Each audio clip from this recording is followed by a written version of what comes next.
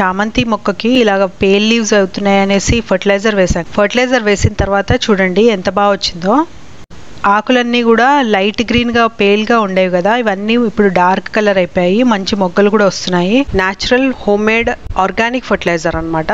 Friends, winter season లో చామంతి పూలు బాగా పూస్తాయి కదా, మన గార్డెన్ లో కూడా చాలా బాగా పూస్తున్నాయి. చిన్న చిన్న పాట్స్ లో కూడా మన బాల్కనీలో చాలా బాగా పూస్తాయి అన్నమాట. అండ్ బాగా పెరుగుతున్నాయి కూడా.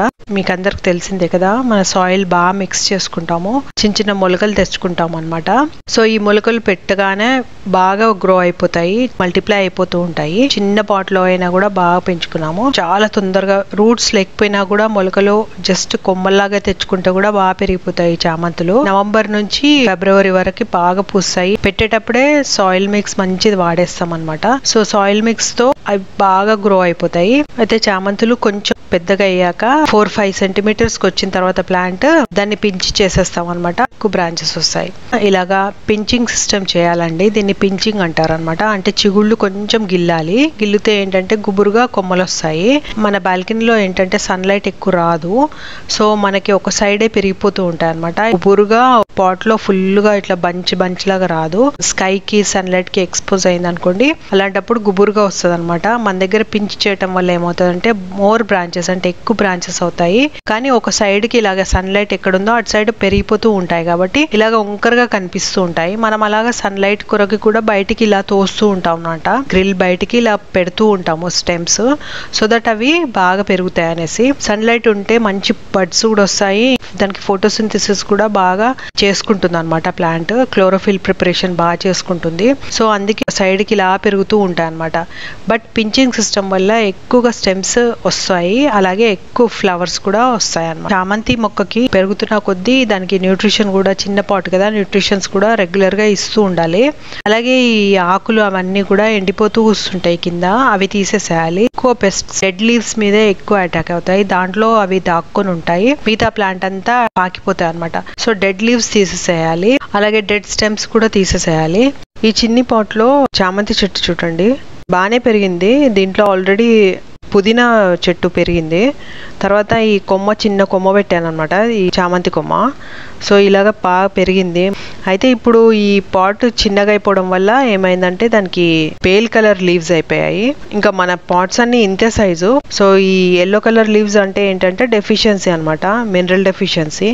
సో మెగ్నీషియం కానీ, ఐరన్ కానీ, నైట్రోజన్ కానీ డెఫిషియన్సీ ఉంటుంది. అంటే క్లోరోఫిల్ అబ్జర్ప్షన్ తక్కువ అయిపోయింది. అది ఈ పాట్ వచ్చేసి ఎండలోనే ఉంటుంది, ఎండ లేకుండా లేదు. బట్ ఇలాగ ఎల్లో అయిపోయాయి. సో పెద్ద పెద్ద ఆకులు, పాత ఆకులు ఎండిపోయి ఉంటాయి కదా, అవన్నీ తీసేసేయాలి. ఇప్పుడు దీనికి మనము మినరల్ వేయాలన్నమాట, కొత్త పోషకాలు వేయాలి. ఆల్రెడీ డెడ్ స్టెమ్స్ ఉన్నాయి కదా, అవన్నీ తీసేయాలి. పుదీనాకి ఇంకా చామంతికి ఉన్న డెడ్ స్టెమ్స్. చామంతే కాదు, ఏదైనా మొక్కలు కూడా ఇలాగ పేల్ లీవ్స్ అయ్యాయి అనుకోండి, ఈ ట్రీట్మెంట్ ఇస్తే సరిగ్గా అయిపోతాయి.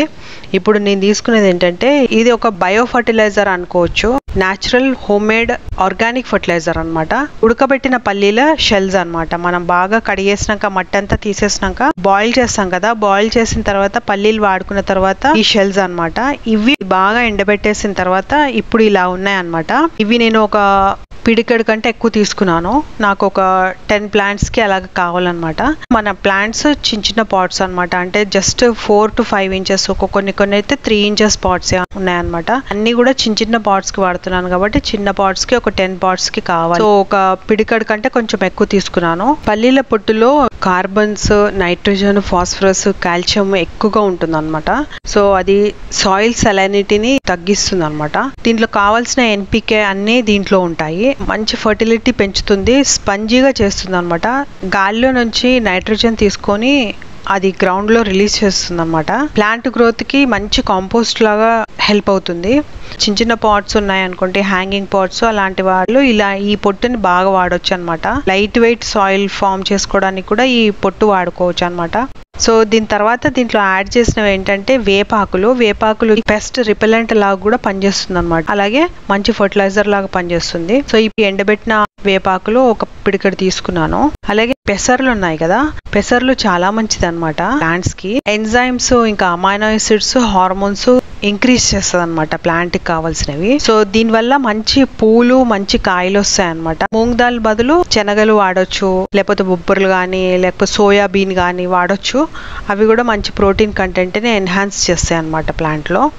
అలాగే దీంట్లో ఫ్లాక్సీడ్ వాడుతున్నాను. ఫ్లాక్సీడ్ మా ప్లాంట్స్ కి చాలా బాగా పనిచేసింది. దీంట్లో పొటాషియం చాలా ఉంటుంది అనమాట. మంచి కలర్ఫుల్ ఫ్లవర్స్ వస్తాయి. మా ప్లాంట్స్ కి అయితే చాలా మంచి ఈల్డ్ వచ్చింది అనమాట మొన్నసారి ఫ్లాక్సీడ్ ఫర్టిలైజర్ వేస్తే. మాకు చాలా బాగా పనిచేసింది కాబట్టి నేను మళ్ళీ ఫ్లాక్సీడ్ ఇది యాడ్ చేస్తున్నాను. సో ఇవన్నీ ఆర్గానిక్ న్యాచురల్ కాబట్టి మరీ ఎక్కువ యాడ్ చేయట్లేదు. 2 స్పూన్స్ ఫ్లాక్సీడ్ ఇంకా 2 స్పూన్స్ మూంగ్ దాల్ యాడ్ చేశాను. సో ఇవన్నీ 4 కూడా మంచిగా పౌడర్ చేసేసేయాలి. పల్లీల పొట్టును ఇంకా వేపాకు ఉంది కదా, ఇది ఒక బ్యాగ్ లో వేసి ఇలా దంచుతున్నాను. దంచితే కొంచెం పౌడర్ లాగా అవుతుంది అనమాట. కావాలంటే మిక్సీలో వేసి స్మూత్ పౌడర్ చేసేసేయచ్చు. ఇలా చేసిన పౌడర్ అనమాట ఇది. టోటల్ గా పౌడర్ అయిపోయింది అన్ని కూడా. ఇప్పుడు దీంట్లో మనము బెల్లం యాడ్ చేస్తున్నాము. మైక్రోన్యూట్రియంట్స్ అందిస్తుంది అనమాట. మైక్రోన్యూట్రియంట్స్ అందించడం వల్ల ప్లాంట్ చాలా బాగా గ్రో అవుతుంది. రూట్ ఫార్మేషన్ భలేగా అవుతుంది అనమాట బెల్లం వల్ల. సో ఈ బెల్లం కూడా 1.5 స్పూన్ అలా వాడుతున్నాను. పెసర్ల పిండి, శనగపిండి ఇంకా జాగరీ మంచి బ్యాక్టీరియాని ఎన్హాన్స్ చేస్తుంది అనమాట. రూట్ ట్రీట్మెంట్ కానీ లేకపోతే ఏదైనా జబ్బులు రూట్ లో ఉంటే కూడా ఎక్కువగా రూట్ డ్యామేజ్ అవ్వకుండా చూస్తాయి అనమాట. సాయిల్ ట్రీట్మెంట్ కూడా చేస్తాయి కాబట్టి మనము ఇప్పుడు ఇవి వాడుతున్నాము. ఫ్లాక్సీడ్ లో పొటాషియం కూడా ఎక్కువగా ఉంటుంది, అలాగే ఫాస్ఫరస్ కూడా ఎక్కువగా ఉంటుంది. అలాగే పల్లీల పొట్టులో కాల్షియం కంటెంట్ కూడా ఎక్కువగా ఉంటుంది నైట్రోజన్ తో పాటు. అందుకే ఈ పల్లీల పొట్టు వాడుతున్నాము. అన్ని కలిపి మేజర్ ఎన్పికే ఫర్టిలైజర్ కూడా మనకి ప్లాంట్స్ లో దొరుకుతుంది. సో ఇవన్నీ బాగా కలిపేసేసేయాలి.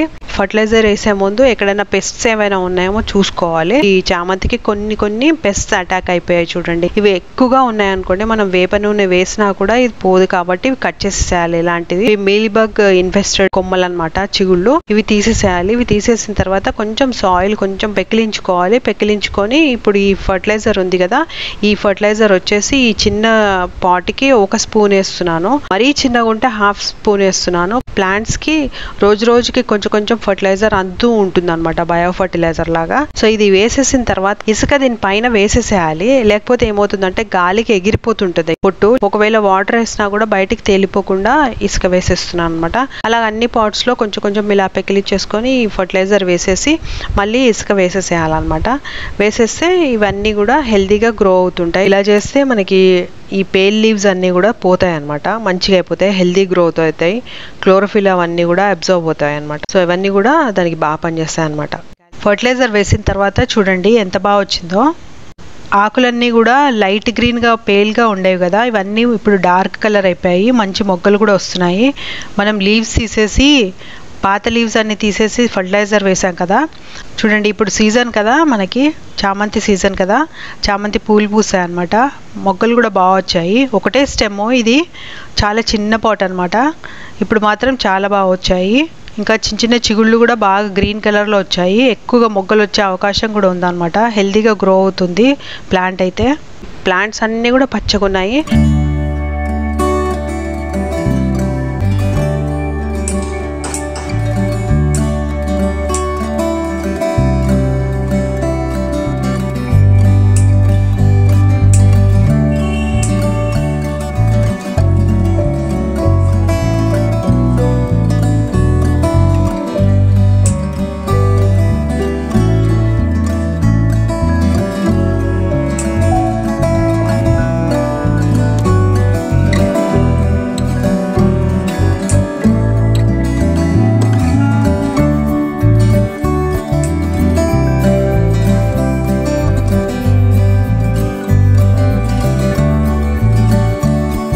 ఇప్పుడు వరకు మీరు మన ఛానల్ని సబ్స్క్రైబ్ చేసుకోకపోతే సబ్స్క్రైబ్ చేసుకోండి. అలాగే లైక్ చేసి షేర్ చేస్తూ ఉండండి. Welcome to Telugu gardener with arts. అలాగే మీరు నన్ను ఇన్స్టాగ్రామ్ ఇంకా ఫేస్బుక్లో కూడా ఫాలో అవ్వచ్చు.